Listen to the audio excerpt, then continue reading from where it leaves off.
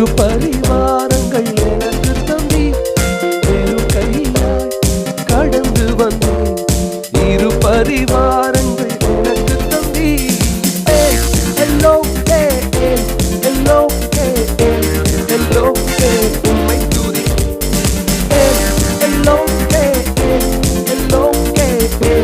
hello உம்மை துதிப்பேன் சொல்லுங்க